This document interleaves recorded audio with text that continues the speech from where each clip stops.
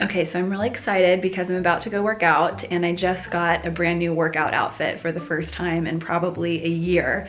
I almost never buy myself workout clothes because, I don't know, I think I associate it with maybe being full of myself or conceited if I'm trying to be cute in the gym, which is so stupid. And so I'm trying to get myself out of my comfort zone and actually buy things that make me feel strong and cute. And I think that that's completely fine. So I got this outfit from Gymshark and I just thought it was, I don't know, really cute and different, very different than anything else I have, but I'm just gonna rock it today. I'm about to go downstairs and do a lower body workout, which I'm very excited about. I don't always have the energy to do a lower body workout because I feel like it takes the most strength and energy. And when you have a chronic illness, it's a dance to figure out how hard you should push yourself, because some days I think it's really important to just completely rest or do something light like yoga or stretching or just some easy upper body stuff. But then other days when I'm feeling really good, I love to do a harder workout because I know that for my own sanity and mental state, it's very important for me to try to do some type of full body exercise that requires a lot of strength and endurance. And so today is that day for me, but I just wanted to touch on this because I think it's really important to remember to give yourself grace. I've been working out consistently for probably a year and a half now, and I trust myself that I'm not gonna fall off the train if I skip workouts. I will do everything I can to get back into the gym because of the benefits that it gives me, the endorphins, the mental health, the strength in my body. And when you feel sick a lot of the time, I think it's important to still do some type of physical exercise. Obviously, if you're really, really ill, take it easy. You need to give your body what it needs to heal. But I feel like I've gotten pretty in tune with what I need, and today I'm feeling strong. Okay, so for this workout, I started with some activating exercises for my glutes. Since this is gonna be a really glute-focused workout, I wanna go ahead and get those muscles engaged so that they'll be more likely to work in the actual exercises that I'm about to do.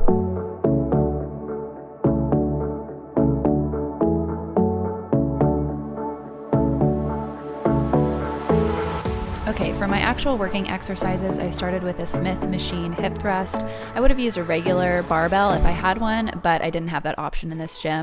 So I just did 3 sets of 10 and then did a 10-second hold at the top.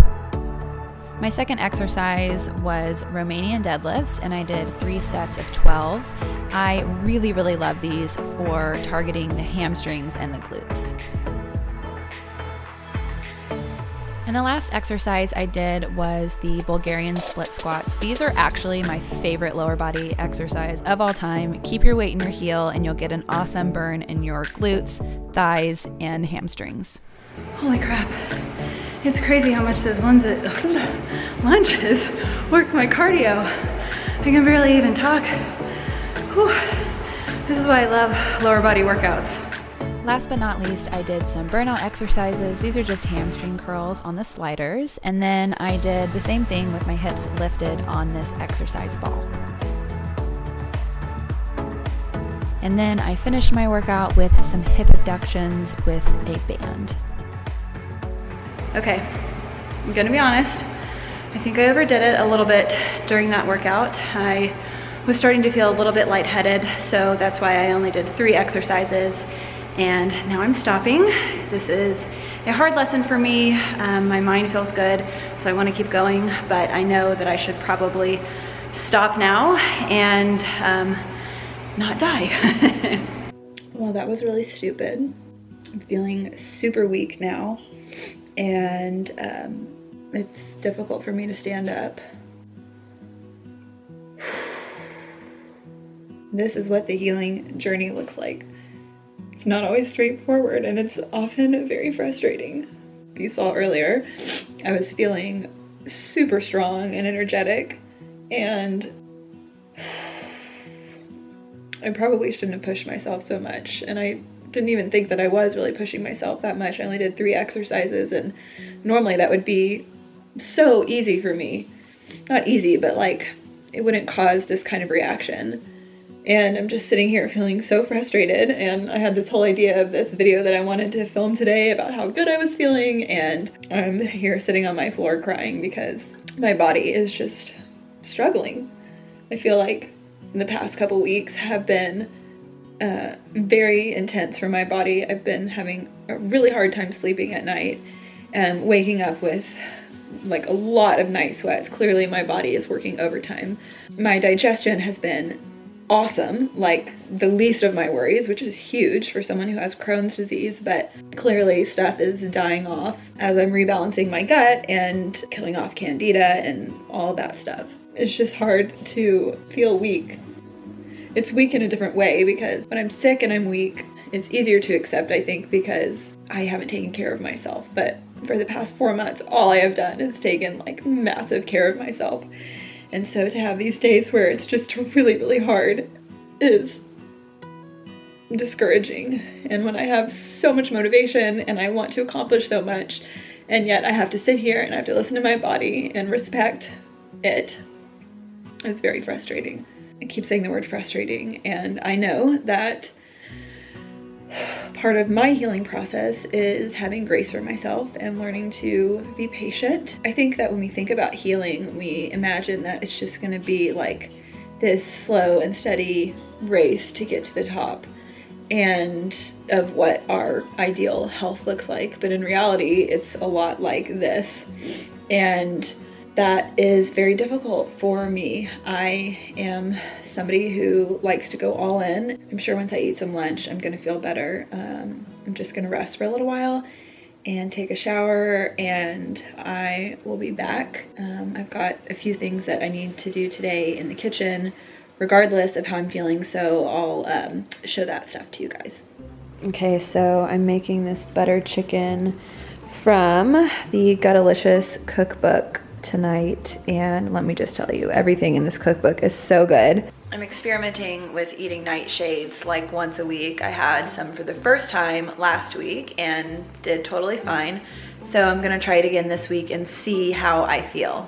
Okay, so I've got everything in the bowl for my butter chicken. I've got onions, coconut yogurt, tomato paste, butter, water, apple cider vinegar, chicken thighs, and then I'm just gonna add in my garlic and ginger.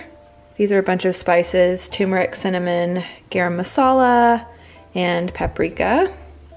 And then 5 smashed cardamom pods, which, oh my gosh, it smells so good.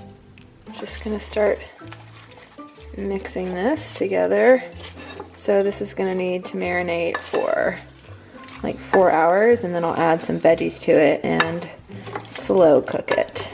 All right, so I've got my butter chicken cooking here. It smells so good. It's like cinnamon and heaven. I cannot wait to eat this.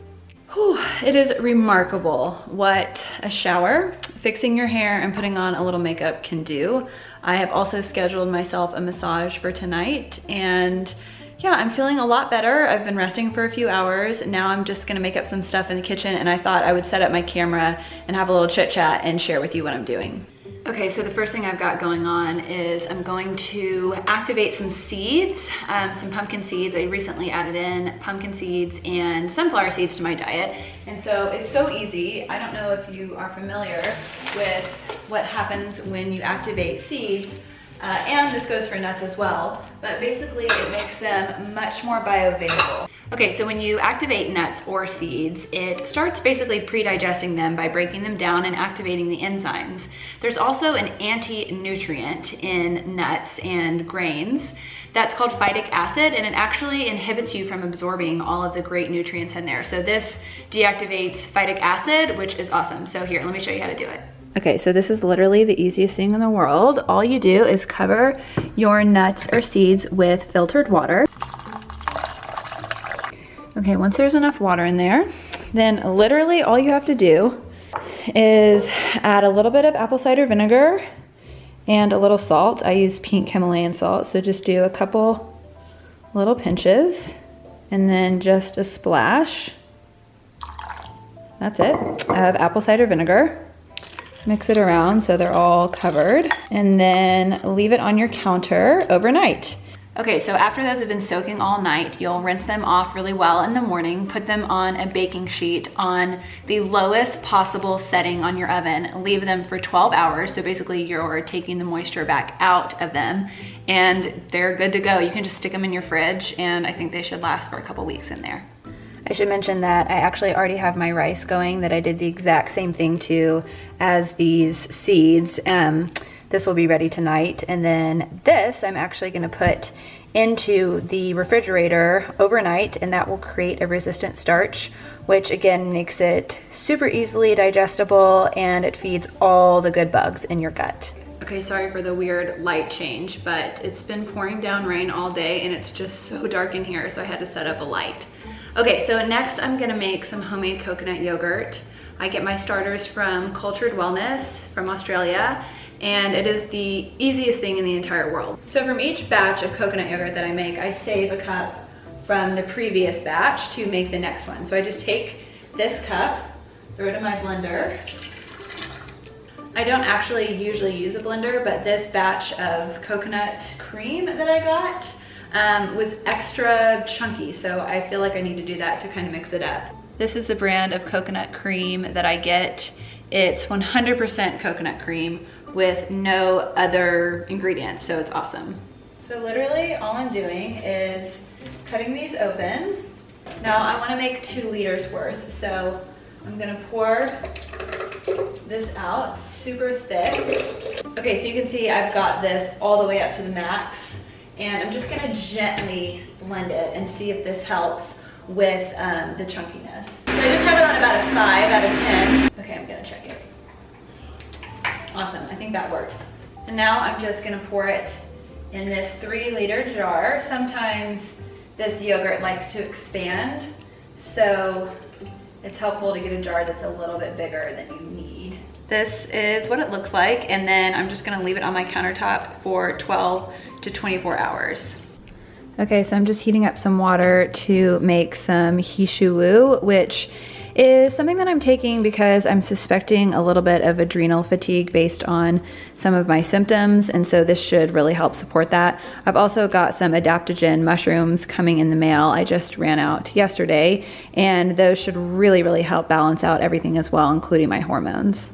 So I'm finally feeling better, which is a huge relief. I struggled really hard, as you saw earlier this morning. Thankfully, my afternoons seem to be a lot easier than my mornings if I do have a day like this where I just get knocked off my feet.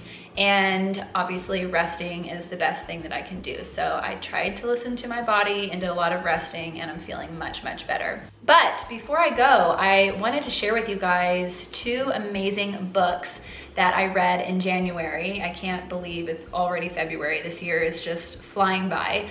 But these 2 books are, I would say, 2 of the best books that I've read on health. And if you're looking to be healthy, I would highly recommend them. So the first book is called Genius Foods, and it's by a guy named Max Lugavere. I don't know if I'm saying that right. But here's the book.